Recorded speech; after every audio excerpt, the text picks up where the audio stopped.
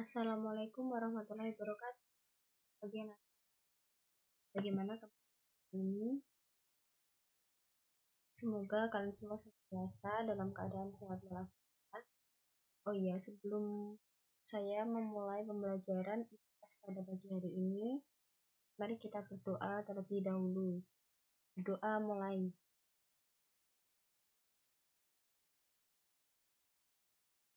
Berdoa selesai. Baik anak-anak, sebelumnya Ibu minta tolong untuk menyiapkan catatan kalian ya. Jadi nanti selama pembelajaran ini berlangsung, saya harap nanti kalian memahami apa yang Ibu sampaikan dari awal hingga akhir pembelajaran.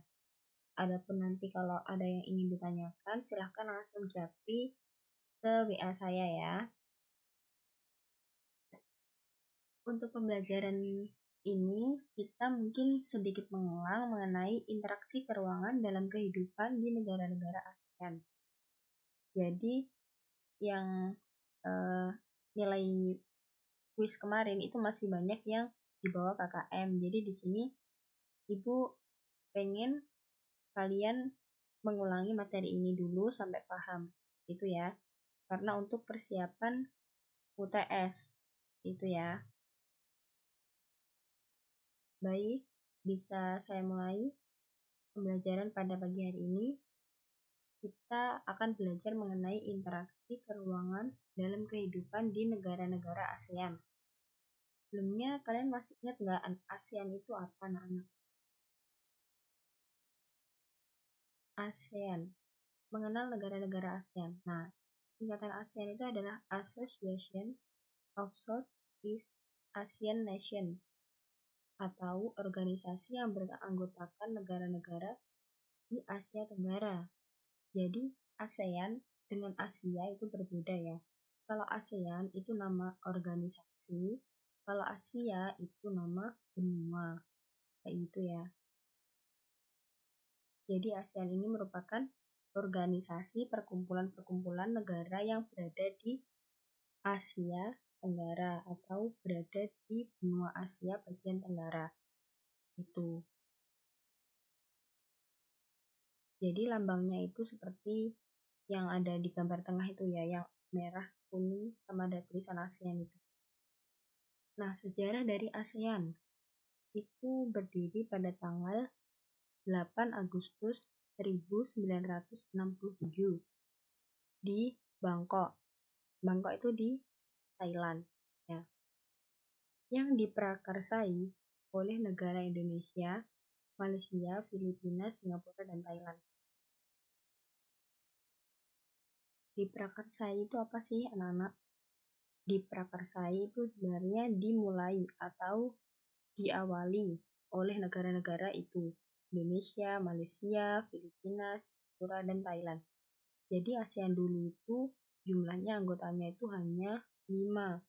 Lalu sekarang menjadi banyak. Jadi, anggota saat ini itu seperti Indonesia, Malaysia, Filipina, Singapura, Thailand, Brunei Darussalam, Vietnam, Laos, Myanmar, dan juga Kamboja. Nah, itu di pojok kanan bawah itu ada peta Asia Tenggara ya, anak. Nah, selanjutnya letak geografi wilayah ASEAN. Nah, ASEAN ini memiliki luas laut seluas 5.060.100 km persegi dengan luas daratannya kurang lebih 4.817.000 km persegi. Nah, dari sini kita tahu bahwa luas lautan sama daratan itu luas mana? Ya, jadi luas lautan. Perlu kita ketahui bahwa Laos adalah satu-satunya negara di Asia Tenggara yang tidak memiliki wilayah laut.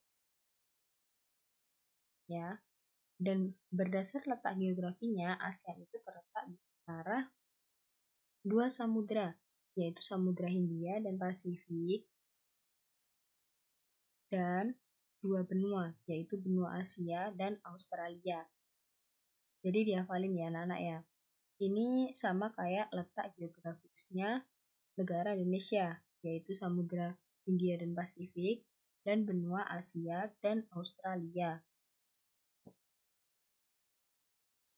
Nah, selanjutnya adalah berdasarkan bentuk secara geografi, maaf itu salah ya tulisannya, ASEAN memiliki ciri-ciri sebagai berikut.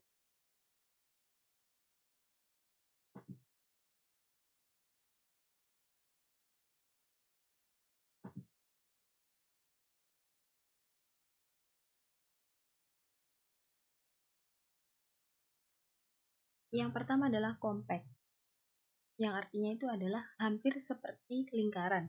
Jadi di sini itu maksudnya negara-negara di ASEAN itu digolongkan berdasarkan bentuk negaranya. Bentar ya. Yang pertama itu adalah compact, itu hampir seperti lingkaran. Contohnya adalah negara Kamboja. Nah, itu seperti itu. Bentuknya kan sebenarnya nggak lingkaran, tapi itu hampir mirip ke lingkaran. Di situ Kamboja berbatasan langsung dengan Thailand dan juga Vietnam dan juga Laos. Nah, yang kedua adalah elongated.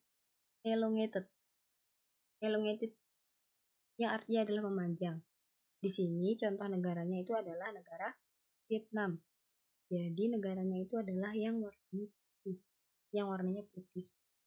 Nah, itu kan memanjang ya. Nah, selanjutnya adalah fragmented atau kepulauan yang terpisah-pisah.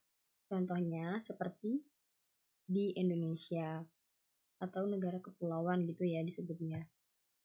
Nah, seperti ini terpisah-pisah atau fragmented.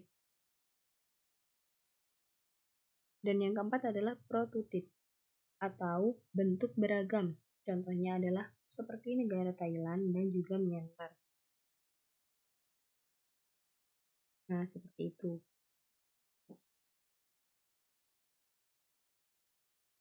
Selanjutnya adalah persamaan dan perbedaan karakteristik negara-negara ASEAN.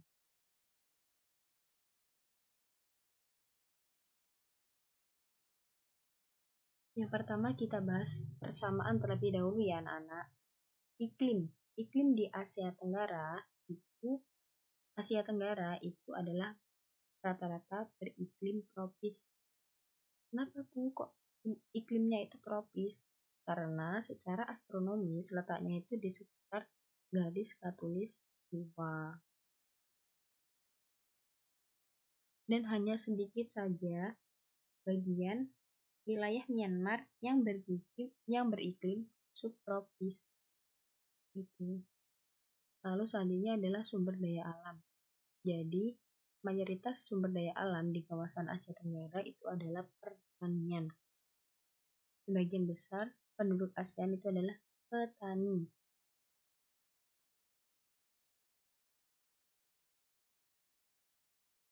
Dan hal tersebut itu dikenal sebagai negara agraris. Itu ya, kayak di Indonesia itu negara agraris. Produk perkebunan yang berkualitas, selain itu juga ada produk perkebunan yang berkualitas selain pertanian, yaitu seperti teh, kopi, karet, kelapa sawit, dan juga tembakau. Nah, gambar yang di bawah itu adalah gambar kebun karet. Lalu yang ketiga adalah peternakan dan perikanan, seperti adanya kambing, sapi, dan juga ayam.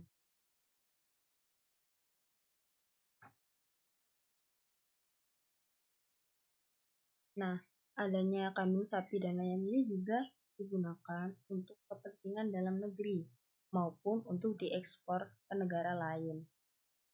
Masih ingat nggak anak-anak ekspor itu apa sih? Coba ekspor itu apa? Nah, ekspor itu adalah suatu proses atau suatu kegiatan mendistribusikan barang ke luar negeri. Kalau impor itu berarti barang dari luar negeri itu masuk ke negara kita, itu namanya adalah impor. Kalau ekspor berarti kita mengeluarkan barang. Kalau impor kita memasukkan barang. Nah, selanjutnya bentuk kerjasama di Asia Tenggara. Nah, yang pertama adalah kerjasama di bidang sosial budaya. Itu ada COSB. Lalu yang kedua ada kerjasama politik dan juga keamanan. Itu ada ZOPCAN, Traktat Persahabatan dan Kerjasama Kawasan Bebas Senjata Nuklir di Asia Tenggara, dan juga contohnya dalam segi politik itu seperti ARF. Lalu yang ketiga ada kerjasama di bidang pendidikan, itu seperti ACT, penawaran beasiswa pendidikan, Olimpiade di bidang pendidikan. Itu contoh bentuk kerjasamanya.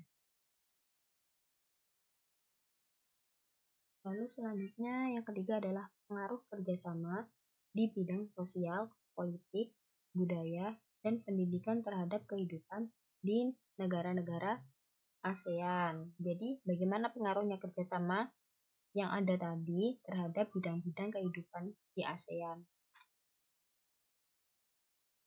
Nah, yang pertama adalah pengaruh perubahan ruang dan interaksi antar ruang terhadap kehidupan ekonomi di ASEAN.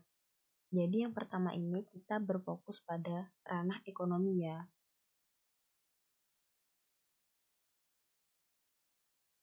Nah, para pemimpin ASEAN atau pemimpin dari negara-negara di ASEAN tadi itu sepakat untuk membentuk pasar tunggal di kawasan ASEAN tahun 2015. Nah, pasar ini itu dikenal dengan nama MEA atau Masyarakat Ekonomi ASEAN.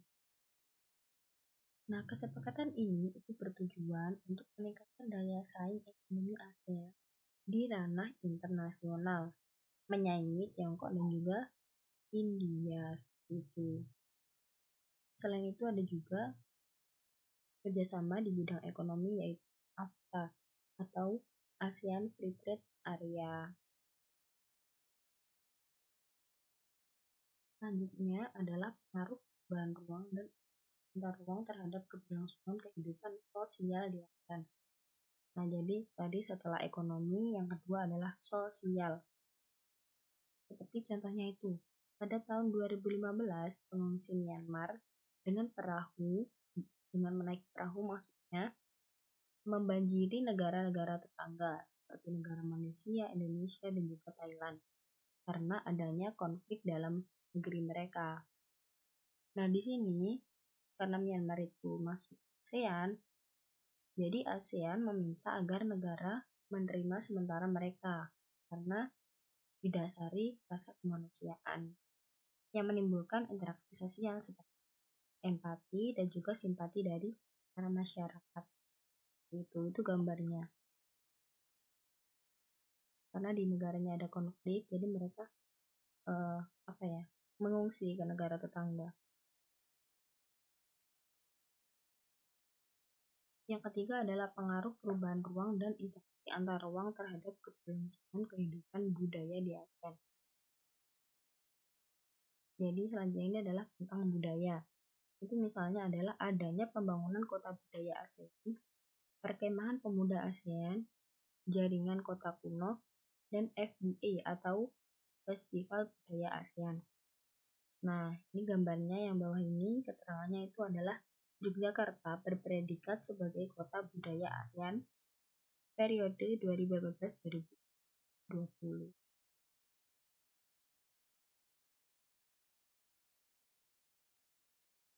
Nah, selanjutnya adalah pengaruh perubahan ruang dan interaksi antar kehidupan politik ASEAN.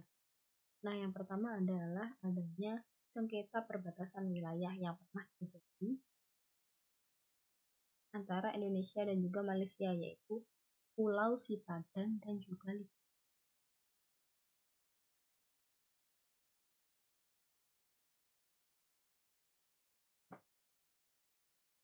Pulau Sipadan dan Likitan ini yang seharusnya menjadi milik Indonesia, akhirnya berhasil diklaim oleh Malaysia. Nah, hal ini itu menjadi pelajaran juga bagi warga Indonesia agar lebih tertib dan juga tegas dalam melakukan inventarisasi batas wilayah. Jadi dulunya Pulau Sipadan dan Likitan itu miliknya Indonesia, karena Indonesia juga karena karena kurang menjaga gitu. Akhirnya berhasil diklaim oleh Malaysia. Lalu selanjutnya adalah politik dalam hal pekerja migran. Migran itu apa? Nah, pekerja migran itu adalah seseorang yang bermigrasi di dalam negara asalnya atau di luar negaranya untuk bekerja. Misalnya warga negara Indonesia yang bekerja di Singapura, bekerja di Malaysia, seperti itu disebut dengan pekerja migran. Nah, adanya pekerja migran ini itu memerlukan aturan perlindungan hak dan kewajiban yang telah disepakati oleh negara asal dan juga negara tujuan.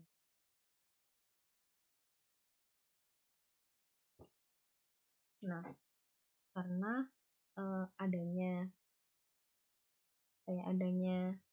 aturan ini itu dikarenakan atau dilatar belakangi oleh beberapa masalah. Misalnya itu adalah kasus yang pernah terjadi, yaitu adanya kerja paksa tenaga asing dengan upah yang murah.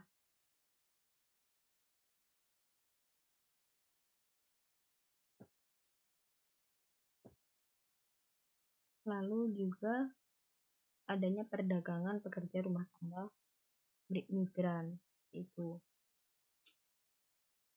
Nah, akhirnya beberapa negara ASEAN itu menyusun peraturan. Misalnya adalah penguatan aliansi regional bagi perlindungan pekerja rumah tangga atau migran yang disingkat APBA.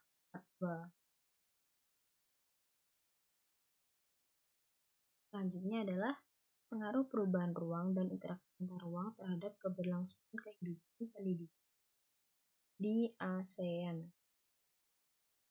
Nah, di sini misalnya itu adalah dengan adanya interaksi antar ruang di antara negara ASEAN dalam bidang pendidikan, maka dapat meningkatkan mutu pendidik bagi guru maupun dosen. Biasanya itu adalah melalui proses sertifikasi, akreditasi, standarisasi pendidikan, lalu juga bisa peningkatan gaji seperti itu. Terima kasih. Apabila ada yang masih bingung atau ingin ditanyakan, silahkan langsung japri ke Ibu Tari saya.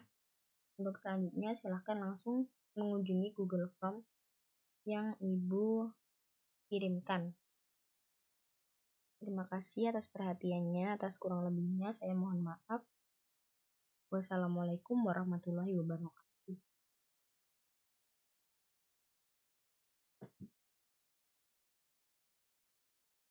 Nah, saya lanjut ya. Selanjutnya persamaannya adalah daerah kawasan Asia Tenggara itu merupakan daerah yang dikelilingi oleh gunung api dari semenanjung Malaya hingga Indonesia. Nah, sehingga kawasan ini itu disebut sebagai kawasan cincin api, seperti itu ya.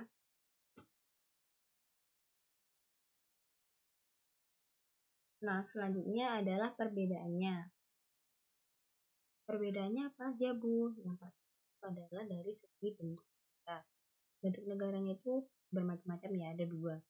Yang pertama itu adalah kerajaan yang dikepalai oleh raja atau disebut sultan, yaitu negara Malaysia, Brunei Darussalam, dan juga Iran. Sedangkan bentuk negara republik yang dikepalai oleh presiden itu seperti negara Indonesia, Singapura, Vietnam, Myanmar, Kamboja, Laos, dan Filipina. Yang kedua adalah kebudayaan. Dari segi kebudayaan itu sudah jelas berbeda ya. Kebudayaan antara satu negara dengan negara yang lain. Dari segi bahasa, bahasa Indonesia itu dipakai oleh negara Indonesia. Bahasa Melayu digunakan oleh negara Malaysia dan juga Brunei Darussalam. Lalu ada bahasa Thai yang digunakan oleh negara Thailand. Bahasa Tagalog digunakan oleh negara Filipina. Bahasa Mandarin digunakan oleh negara Singapura. Bahasa Lao digunakan oleh negara Laos. Bahasa Khmer digunakan oleh negara Kamboja, bahasa Vietnam, dan bahasa Myanmar. Lalu kebudayaan yang selanjutnya adalah kesenian. Kesenian di sini dapat berupa tari-tarian, seni pertunjukan, dan juga seni rupa yang jelas berbeda ya antara satu negara dengan negara yang lain. Lalu yang ketiga adalah dari segi penduduk. Nah, penduduk di sini ada dua, yaitu dilihat dari segi suku bangsa dan dari segi agama. Dari segi suku bangsa itu sudah jelas berbeda ya. Ada Jawa, Sunda, Melayu. Nah, ini yang Jawa dan Sunda ini sukunya ada di mana? Di negara Indonesia. Kalau di Melayu itu negara Malaysia ya. Terus yang Tiongkok, suku Tiongkok itu ada di Singapura. Suku Tibet, Burma itu ada di Myanmar. Suku Lao ada di Laos dan suku Khmer ada di Kamboja. Sedangkan agamanya itu ada agama Islam, Kristen Protestan, Hindu, Buddha, Katolik, dan juga Konghucu. Yang selanjutnya adalah interaksi antar negara-negara ASEAN.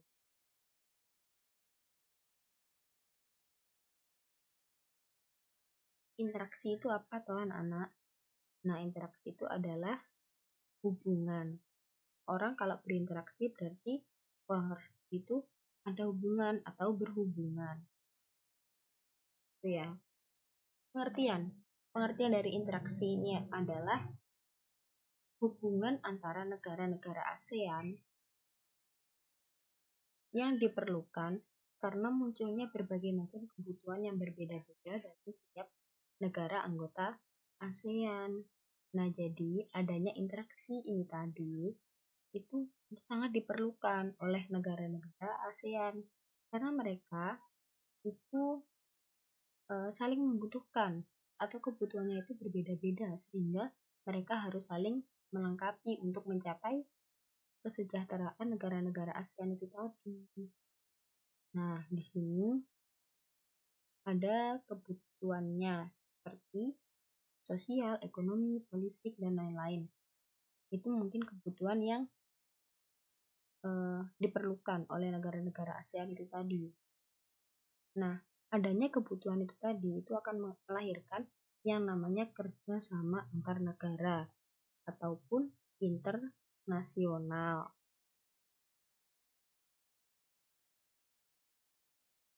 Nah, di sini ada faktor pendorong kerjasama. Yang pertama adalah kesamaan dan perbedaan sumber daya alam.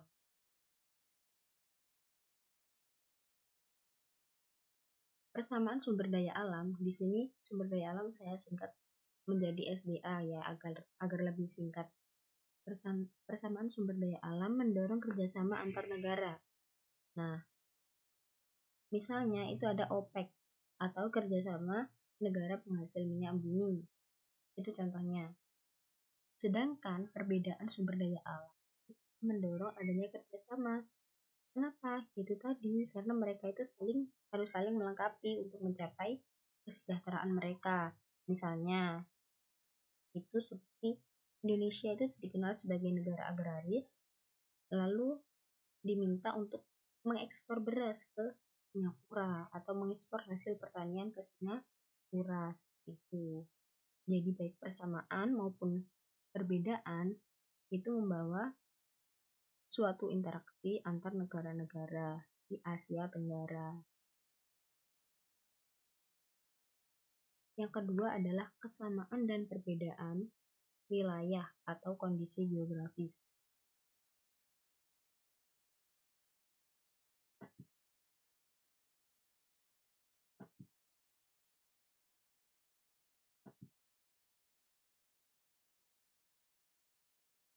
Lanjut ya. Nah, kesamaan dan perbedaan wilayah atau kondisi geografis. Di sini terjadi karena kesamaan letak geografis. Nah, di sini beberapa negara itu mengadakan kerjasama untuk menjaga keamanan negara. Seperti contohnya adalah didirikannya ASEAN. Selanjutnya adalah faktor penghambat interaksi antar negara-negara ASEAN.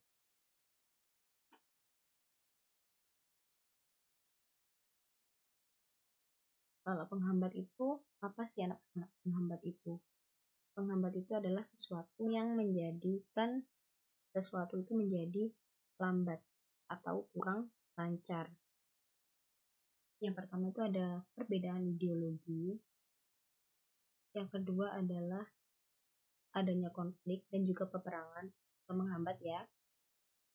Konflik dalam negara itu juga menghambat. Terus yang ketiga ada kebijakan protektif. Nah, misalnya negara yang tidak menerima impor hasil pertanian karena dapat mempengaruhi pendapatan hasil pertanian di dalam negara. Jadi kebijakan protektif ini merupakan suatu kebijakan di mana negara tersebut itu tertutup gitu. Jadi tidak menerima impor hasil pertanian karena mungkin menurut mereka itu dapat mempengaruhi kondisi pendapatan hasil pertanian di dalam negerinya. Jadi tidak menerima impor ya.